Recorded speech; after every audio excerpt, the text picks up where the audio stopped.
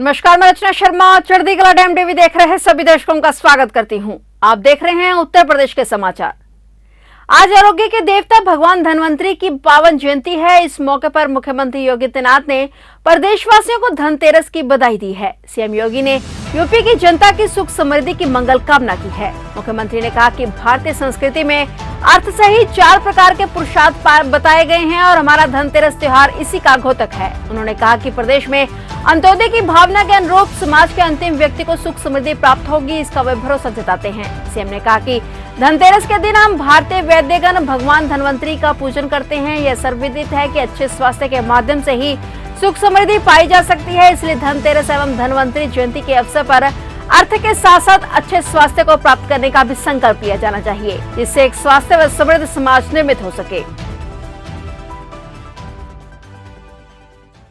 भगवान राम की नगरी अयोध्या में मुख्यमंत्री योगी आदित्यनाथ ने अपने पूरे मंत्रिमंडल के साथ बैठक की। बैठक में कुल 14 प्रस्तावों को मंजूरी दी गई। इसमें इनलैंड वाटरवे प्राधिकरण के गठन के संबंध में प्रस्ताव को मंजूरी मिल गई है। सीएम योगी आदित्यनाथ ने प्रेस वार्ता कर 14 प्रस्तावों की जानकारी दी। उन्होंने बताया कि अयोध्या में श्री राम जन्मभूमि तीर्थ विकास परिषद के गठन को मंजूरी मिली है। वहीं मां पटेश्वरी देवी पाटन विकास परिषद के गठन को भी कैबिनेट की ओर से हरी झंडी मिल गई है। मुख्यमंत्री योगी आदित्यनाथ की अध्यक्षता में कैबिनेट बैठक में मुजफ्फरनगर में शुक्र तीर्थ विकास परिषद के गठन को भी मंजूरी मिली है, जिसके साथ ही अयोध्या में मांझा जमथरा में 25 एकड़ भूमि पर मंदिर म्यूजियम के निर्माण हेतु प्रस्ताव पास कर दिया गया है। वहीं अयोध्या शोध संस्थान को अंतर्राष्ट्रीय रामायण वैदिक शोध संस्थान के रूप में विस्तारित करके स्थापित करने को मंजूरी मिली है। मीडिया से बातचीत के दौरान सीएम योगी ने कहा कि बैठक के दौरान कैबिनेट ने हाथरस में दाऊनी लखी मेला को प्रांतीकरण करने का निर्णय, अयोध्या के सभी मेलों का प्रांतीकरण करने के प्रस्ताव को मंजूरी दे दी है। वहीं बुलंदशहर में गंगा मेला का प्रांतीयकरण और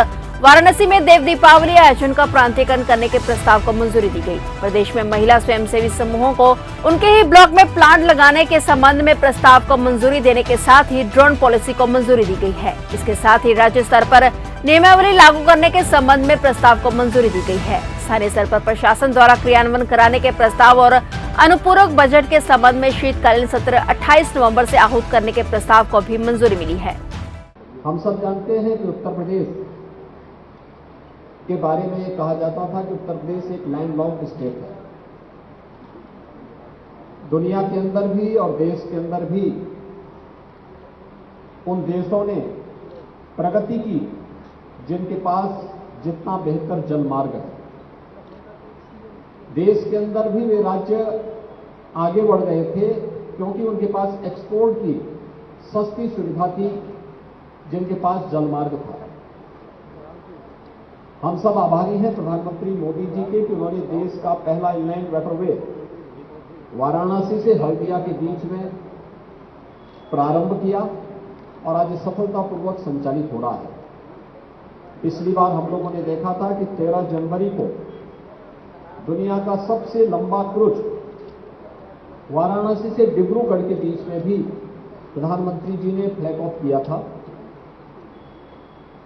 inland waterway authority Uttar Pradesh में जल यातायात को बढ़ावा देने,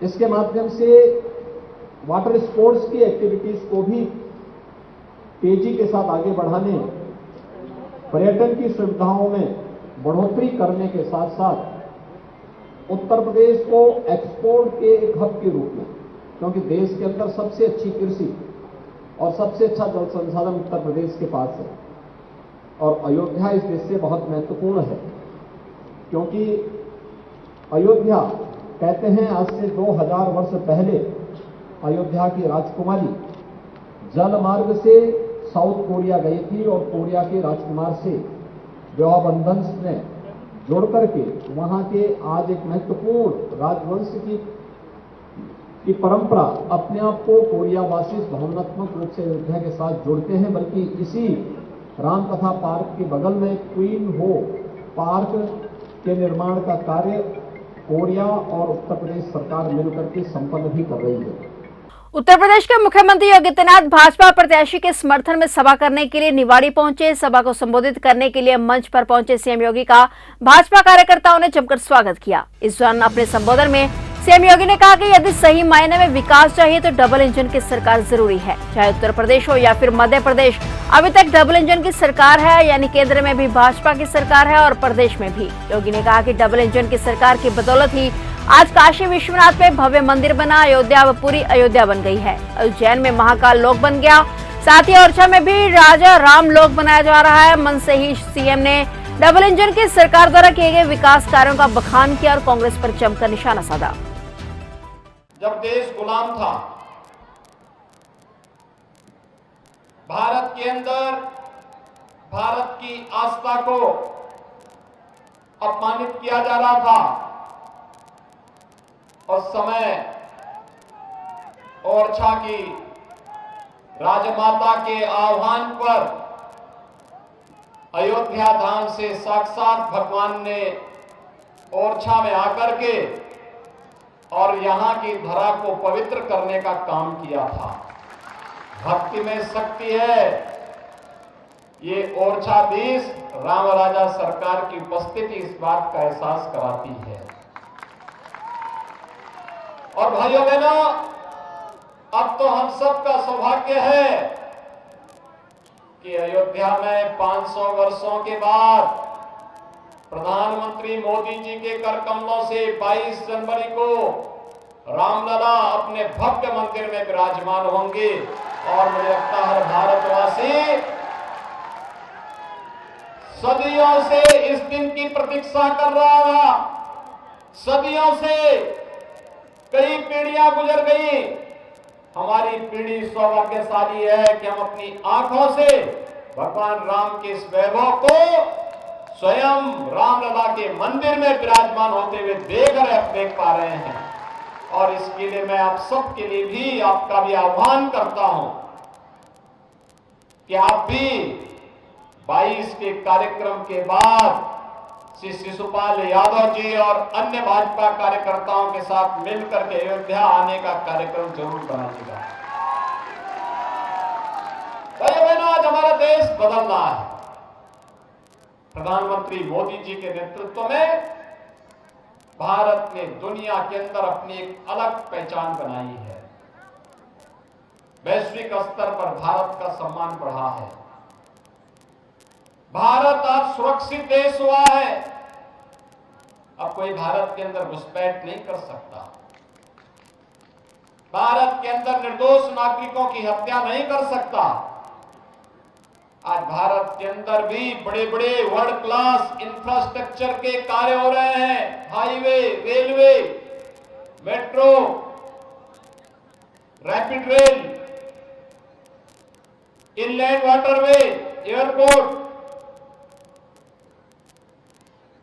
जनता की सुविधा के लिए एम्स बन रहे हैं, आईएम बन रहे हैं, आईआईटी बन रही है, 1 डिस्ट्रिक्ट 1 मेडिकल कॉलेज का निर्माण हो रहा है। और शिक्षा के लिए सीएम राइस जैसी योजनाएं भी जमीनी धरातल पर उतरती हुई दिखाई दे रही हैं। दीपावली और छठ के पर्व को देखते हुए उत्तर प्रदेश सरकार ने 10 नवंबर से 20 नवंबर के बीच अतिरिक्त बसें चलाने का निर्णय लिया है। इस दौरान उत्तर प्रदेश राज्य सड़क परिवहन निगम के जो कर्मी लगातार सेवाएं देंगे, सरकार ने उनके लिए प्रोत्साहन राशि की घोषणा की है। यह प्रोत्साहन योजना 10 से 20 नवंबर के बीच यानी कुल 11 दिनों तक लागू रहेगी। वहीं दीपावली, भैया दूज, छठ जैसे त्योहारों के दौरान परिवहन निगम ने सभी चालक परिचालकों के साथ ही अधिकारियों और उपाधिकारियों की छुट्टियां भी रद्द कर दी हैं। उल्लेखनीय है कि दीपावली, भैया दूज और छठ के अवसर पर गाजियाबाद, दिल्ली और पश्चिमी क्षेत्रों में 60% से अधिक यात्री लौट मिलते हैं। और इसके अलावा अन्य राज्यों और शहरों में लोग अपने घरों के लिए और त्योहार के बाद घरों से वापस अपने कार्यस्थल के लिए प्रस्थान करते हैं। उन्हें उनके गंतव्य तक पहुंचाने के लिए चालक और परिचालकों को प्रोत्साहित करने के लिए यूपीएसआरटीसी की ओर से इसकी शुरुआत की गई है। तो ये थे उत्तर प्रदेश के समाचार। और नए समाचारों के साथ फिर से हाजिर होंगे। तब तक के लिए देखते रहिए चढ़ती कला टाइम टीवी और अब मुझे दीजिए इजाजत। धन्यवाद।